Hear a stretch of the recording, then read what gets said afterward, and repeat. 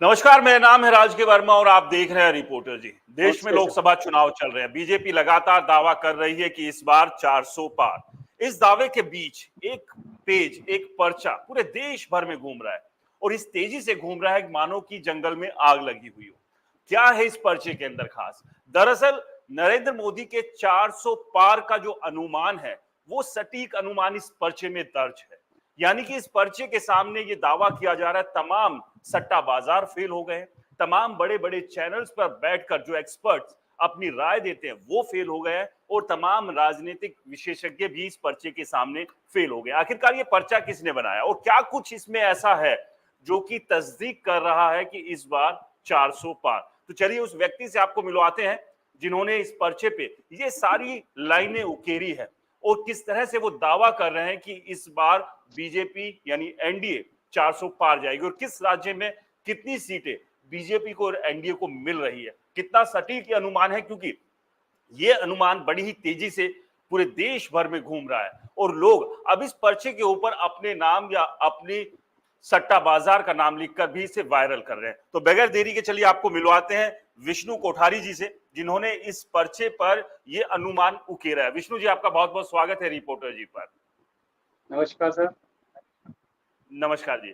सबसे पहले तो आपको बहुत बहुत बधाई जो आपने एक विश्लेषण किया है इस चुनाव को लेकर कि कितनी सीटें बीजेपी और एनडीए को मिल रही है और आप इसमें जो दावा भी कर रहे हैं कि इस बार बीजेपी और एनडीए 400 पार जाएगी और ये पर्चा बड़ी ही तेजी से देश भर में घूम रहा है। पहले तो इसकी पूरी कहानी बताइए कि आखिरकार इतनी तेजी से वायरल कैसे हो गया और ये कहां से बनाया, किस तरह से अनुमान आपने लगाया कि इस बार एनडीए जो है 400 पार जाएगी? जी विष्णु जी। सर ये 2019 का पूरा फिगर ध्यान में रखा था और करीब 4-5 महीने से हम पूरा व्यस्त हैं इसी में। डिफरेंट चैनल्स देख रहे हैं, सोशल मीडिया देख रहे हैं कुछ, और ये 4-5 साल में जो भी बीच में स्टेट लेवल पे जो इलेक्शंस हुए उनको भी ध्यान में रखा था। और अभी जो इनने प्रेजेंट अलायंस जो किए हैं एनडीए सरकार ने, उनको भी ध्यान में रखते हुए लोगों का क्या रिस्पांस है इनकी मीटिंग्स में वो भी ध्यान में रखा, और अपोजिट पार्टियों के भी मीटिंग्स में कितना रिस्पांस दे रही थी पब्लिक, वो भी ध्यान में रख के इसका पूरे का पूरा निचोड़ किया है हमने। उसको मंथन करके पूरा इलेक्ट्रॉनिक मीडिया में से जो हमारे काम की चीज थी उसको हमने देख के और उसको मंथन किया आपस में मित्र लोगों ने, और उसके आधार पर ये पूरा का पूरा बनाया। कितना समय लगा आपको ये पूरा का पूरा विश्लेषण ये करने करीब में? 4-5 महीने, हम 4-5 महीने से बिजी हैं। पूरे हर दिन का जैसे पूरा का पूरा डाटा इकट्ठा कर रहे थे, फिर उसके बाद निचोड़ करके बनाया सर। 4-5 महीने अंदाजन लगे। तो यहाँ पर आप मैं एक जी जी जी जी मैं एक बार पर्चा दिखा देता हूँ जो आपको, जो लिस्ट जो आपने बनाई है ये परामर्श करके कोई लेटर हेड पर जिस पर आपने बनाया। तो विष्णु जी, अगर आपको मेरी आवाज आ रही है तो पहले आप बताइए ये परामर्श क्या है और अपने बारे में पहले कुछ बताइए, फिर आपसे बात करेंगे एक एक करके किन किन विधानसभा, किन किन लोकसभा में या किन किन राज्यों में आप बीजेपी एनडीए को कितनी कितनी सीटें दे रहे हैं यहाँ पर। जी दरअसल परामर्श ये हमारा एक संस्था है, जो छोटी सी संस्था है। इसमें हम लोगों की प्रतिक्रिया जान के उसको मंथन करते हैं और अगर जो उचित हुआ तो वो सब्जेक्ट के सरकार को उसको अवगत कराते हैं। वो उसका काम होना नहीं होना वो हमारा नहीं देखना है, पर हम अवगत कराते हैं सरकार को। ये हमारी संस्था का मतलब केंद्र सरकार राज्य सरकारों को हम देते रहते हैं। अच्छा, एक बात बताइए विष्णु जी, यहाँ जो आपने बताया कि 407 जो है एनडीए को सीटें मिलेंगी इस 2024 लोकसभा चुनाव में, यानी कि आप वही बात कह रहे हैं जो नरेंद्र मोदी बीजेपी या बीजेपी के जो साथी सहयोगी राजनीतिक दल है। लेकिन ऐसे में इस बात पर कैसे विश्वास कर ले, क्योंकि बाकी लोग तो ये कहेंगे कि हो सकता है कि आप जी सर वो तो पॉलिटिकली बोल रहा है, ये हमने एक्चुअल पूरा गुणा भाग करा है। ये एक्चुअल में किया हुआ है। ये वो भी उनका भी ये गणित हो सकता है, क्योंकि जो 2019 में उनकी सीटें आई थी उसको बेसिक करके जब हमने स्टेट लेवल पे जो बीच में चुनाव होते थे उनको भी ध्यान में रखा, किस और पब्लिक का ट्रेंड जा रहा है। जैसे अभी मैं उदाहरण के लिए बताऊं कि आपको वेस्ट बंगाल में स्थिति बदल रही है, वहां की जगह झगड़े हो रहे हैं तो बीजेपी को फायदा हो रहा है, सीटें बढ़ रही है। जो हमने अभी तक 24 ही लिखी, पर वहां 26-27 सीट हो सकती है। तो ये पूरा का पूरा आकलन करा गया। करीब 4-5 महीने से हम लोग डिफरेंट चैनल्स की, न्यूज चैनल से और सोशल मीडिया देख रहे थे।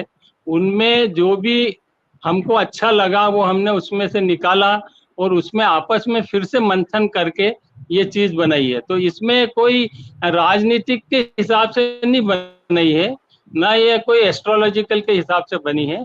ये प्योरली अपने गणित के हिसाब से बनी है। नहीं, लेकिन लोग यही समझना चाहते हैं कि वो गणित क्या है जिसके आधार पर आपने ये पूरा का पूरा आंकलन करके 407 सीटें एनडीए बीजेपी को दी है।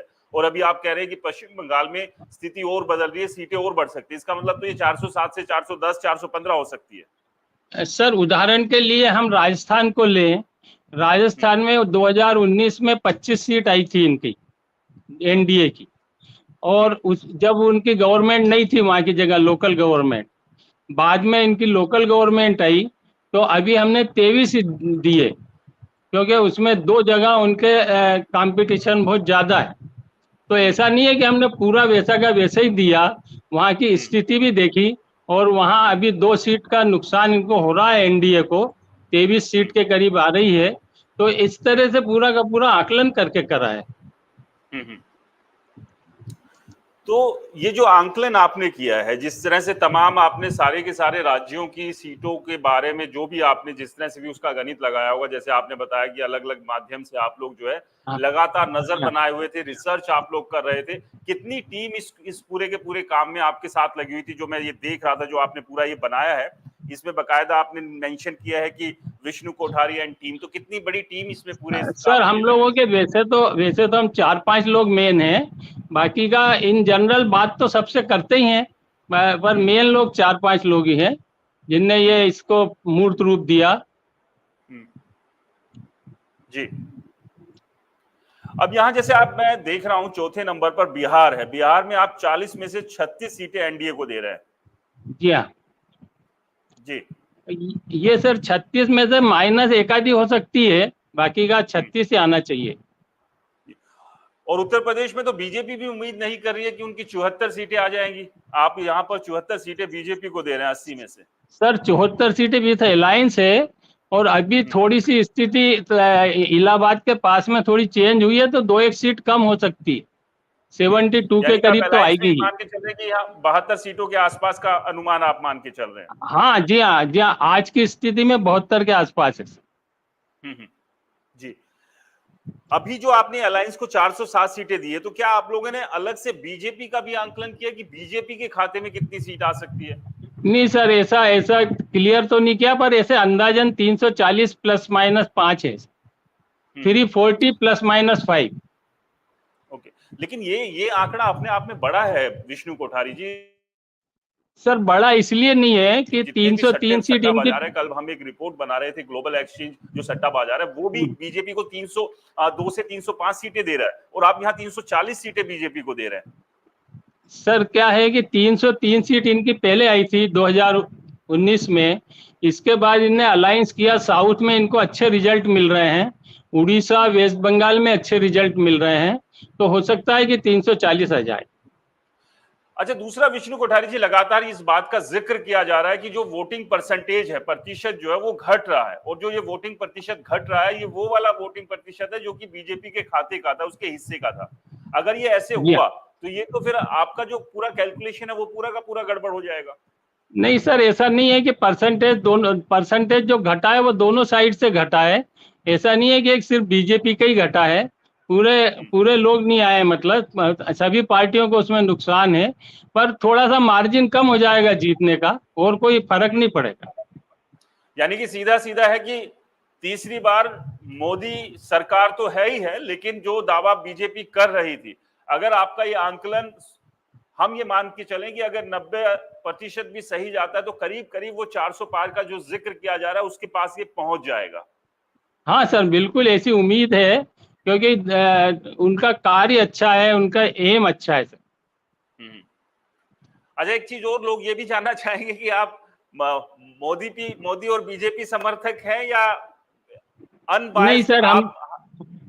हम तो सर भारतवर्ष के सपोर्टर हैं, हम लोग बिजनेसमैन हैं, हमारे लिए सब पार्टी बराबर है, पर जो अच्छा काम करता है उसकी प्रशंसा करते हैं। तो कांग्रेस सरकार के दौरान उन्होंने कुछ अच्छे काम किए होंगे, उसकी प्रशंसा भी की थी कोठारी साहब? हाँ, अगर अच्छे काम करे तो उसकी तो सराहना करनी पड़ेगी ना सर, नहीं तो काम कैसे करेंगे आगे। अच्छा, ये बताइए कि ये पूरा का पूरा जो आपने समीकरण बनाया, आंकलन जो किया था, जो पूरा आपने पेपर के ऊपर इसको उतारा, ये पूरे देश भर में वायरल कैसे हो गया? सर ये ओरिजिनली तो मैंने 4-5 मित्रों को ही भेजा था, इंदौर में ही भेजा। I am from Indore. Indore में भेजा था, तो एक सज्जन ने करीब 40-50 लोगों को गुजरात और महाराष्ट्र में भेजा, और वहीं से पूरा वायरल हुआ सर। फिर वायरल होने का कुछ कारण ये भी रहा कि किसी ने ज्योतिषाचार लिख दिया, किसी ने सट्टा बाजार से जोड़ दिया हमारे लेटर पे, तो वो थोड़ा जल्दी वायरल हो गया। जी हाँ। तो लेकिन जब ये आपका लेटर हेड वायरल हुआ, उसके बाद खुशी हुई या फिर टेंशन होगी कि ये क्या हो गया भाई, ये तो दूसरे कहीं नहीं सर, दल वाले नाराज ना हो जाए?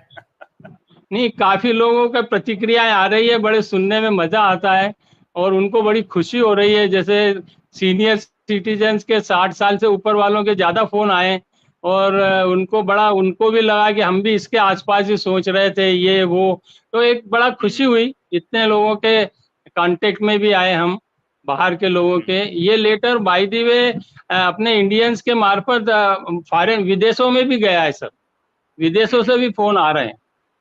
जी तो हाँ, एकदम आप तो सेलिब्रिटी बन गए हैं फिर कोठारी साहब। हाँ, ऐसा लगता है, अगर ईश्वर सुन ले 407 हजार तो हो सकता है हो जाए। तो मीडिया ने भी संपर्क किया इससे पहले, हमारे से पहले किसी मीडिया ने भी संपर्क किया आपसे? सर जियो वालों ने किया था, वो बोले थे 1 तारीख के बाद हम इंटरव्यू लेंगे। चलिए, तो फिर उम्मीद ये करते हैं कि जब 1 तारीख के बाद, यानी कि जब रिजल्ट आ जाएगा 4 जून को, तो उस दिन उम्मीद ये करेंगे कि सबसे पहला इंटरव्यू जब रिपोर्टर जी पर आपका हुआ है, तो यही सबसे पहला इंटरव्यू भी हम यहीं पर करें जब 407 या उसके आसपास बीजेपी होगी। मैं मान के चलता हूं कि आपकी इस कैलकुलेशन में 10% प्लस माइनस भी कर लें। सर ये इस तरह का, यानी इस तरह का कैलकुलेशन वैसे अभी तक किसी ने नहीं किया, ज्योतिषाचार्य लोग तो कर रहे हैं, पर ये हमारा अच्छा आकलन है। हो सकता है ईश्वर सुने और 407 का आंकड़ा आ जाए। चलिए, हम भी दुआ करेंगे कि आपने जो ये पूरी कैलकुलेशन इस लेटर हेड पर उतारी है, ये सही साबित हो। मैं इसलिए नहीं कह रहा हूं कि हम कोई बीजेपी या मोदी सपोर्टर है, लेकिन ये कैलकुलेशन आपने बनाई है कुछ सोचकर और पूरा गणित लगाकर आपने बनाई है। जिस तरह से आपने बताया 3 से 4 महीने आपने लगातार अपने लोगों के साथ इस पर एक डिटेल रिसर्च किया है। अब ये डिटेल रिसर्च कितना ग्राउंड पर नजर आएगा, ये तो खैर 4 जून को साफ हो जाएगा। लेकिन कहीं ना कहीं अगर हम सट्टा बाजार की भी बात करें, तो सट्टा बाजार 303 सीट, 302 से 305 सीट, जो कि हमने ग्लोबल एक्सचेंज सट्टा बाजार की बात की या फलोदी सट्टा बाजार की भी बात करें, तो वो भी 300 बीजेपी को सीट दे रहा है। लेकिन अगर इसमें अलायंस के नंबर जोड़ दें, तो वो फिर कहीं ना कहीं वो 350 के पार जाते दिख रहे हैं। अलायंस के सर सब मिला जी सर, ये 50 प्लस माइनस में ही रहेंगे अलायंस भी। जी टोटल 400 के ऊपर तो आना चाहिए सर जी, 340 प्लस माइनस 5 बीजेपी है। मैं भी वही कह रहा हूं कि जिस तरह से सबका आंकलन है, उस आंकलन में अगर अलायंस के नंबर भी जुड़ जाते हैं, तो वो नंबर आने चाहिए, इस तरह से दिख रहा है। लेकिन सबसे बड़ी बात ये भी है कि एक तरफ से जो माहौल जो बनाया जा रहा है कि जैसे 2019 में भी हुआ था कोठारी साहब की बीजेपी जो है वो 272 का आंकड़ा तो छू ही नहीं पाएगी, 200-225 तक पहुंचेगी, और उल्टा हुआ 219 में 303 पहुंच गए। तो क्या इस बार भी उसी तरह के गेयर चेंज होंगे लास्ट मोमेंट पर, जो बीजेपी को लेकर जिस तरह से अभी भी चल रहा है, विपक्ष लगातार ये बात कह रहा है, केजरीवाल का मामला भी सबके सामने है ही। तो क्या ये सारे फैक्टर्स भी आपने देखे थे इस पूरे रिसर्च को करते हुए कि इनका कितना फर्क इस चुनाव पर पड़ेगा, केजरीवाल के जेल जाने का या बाकी जो दूसरी चीजें एकदम से शुरू हुई है? क्योंकि राम मंदिर का भी बहुत ज्यादा फायदा जिस तरह से दिखना चाहिए उतना दिखा नहीं। नहीं जी हाँ सर, ये पूरा का पूरा विचार करके ही करा है, क्योंकि इन लोगों को तो अपना बचाव करना है। बाकी की जितनी भी पार्टियां हैं सब कहीं ना कहीं गड़बड़ चल रहा है उनके उसमें। वो लोग एक हो ही नहीं पा रहे हैं। जैसे हर स्टेट में वो कोई कहीं एक जगह गठबंधन है, दूसरी जगह नहीं है। तो पब्लिक सब समझ रही है। अब जैसे बंगाल में ही लीजिए, ममता जी अकेले लड़ रही हैं और ये कांग्रेस और ये अलग लड़ रहे हैं। तो कहीं भी इनका एक जगह कोई कॉम्प्रोमाइज है ही नहीं। इसलिए लोग समझ रहे हैं कि इनको देने से कोई खास फर्क नहीं पड़ेगा। इसलिए ऐसी पार्टी को दो जो कम से कम देश का उद्धार करे। चलिए चलिए, बहुत बहुत शुक्रिया विष्णु कोठारी जी, आपने हमें समय दिया। तमाम जो आपका लेटर हेड वायरल हो रहा था उसको लेकर आपने थैंक यू बातें सर, बताई, थैंक यू, धन्यवाद क्योंकि सर। ये जानना बेहद जरूरी था कि कौन व्यक्ति है इस सब के पीछे जिसने ये सारी चीजें बनाई है। जी हाँ सर, और अब देखेंगे। जी 4 तारीख की रात या 5 को बात करेंगे सर आपसे। नहीं नहीं, बिल्कुल 4 तारीख की शाम को ही बात करेंगे और सबसे पहले ठीक है हम ही सर, आपसे बात करेंगे और थैंक यू सर, पूरा थैंक डिटेल एक बातचीत होगी। बहुत बहुत शुक्रिया विष्णु जी। तो हमारे साथ ये विष्णु कोठारी जी थे जिन्होंने लेटर हेड पर 407 एनडीए को सीटें मिलने का दावा किया और ये लेटर हेड लगातार बेहद तेजी से वायरल हो रहा है, ना केवल देश में बल्कि विदेश में भी। और इस लेटर हेड के वायरल होने के बाद जहां एनडीए और बीजेपी को एक तसल्ली और खुशी दिखाई दे रही है, तो वहां विपक्ष को कहीं ना कहीं टेंशन भी है और अपने स्तर पर इसे खारिज करने की भी कोशिश कर रहे हैं। अब जो ये आंकलन किया गया कितना सटीक है कितना नहीं है, तो खैर 4 जून को साफ हो जाएगा और एक बार फिर से हम 4 जून को विष्णु कोठारी जी से लाइव जुड़ेंगे और उनसे बात करेंगे कि जो उन्होंने आंकलन किया था वो कितना सही रहा और या उसमें कुछ खामी रहेगी। चलिए, बहुत बहुत शुक्रिया हमारे साथ जुड़ने के लिए और इस पूरे मामले को लेकर आपकी क्या राय है हमें कमेंट्स कर जरूर बताइएगा। नमस्कार।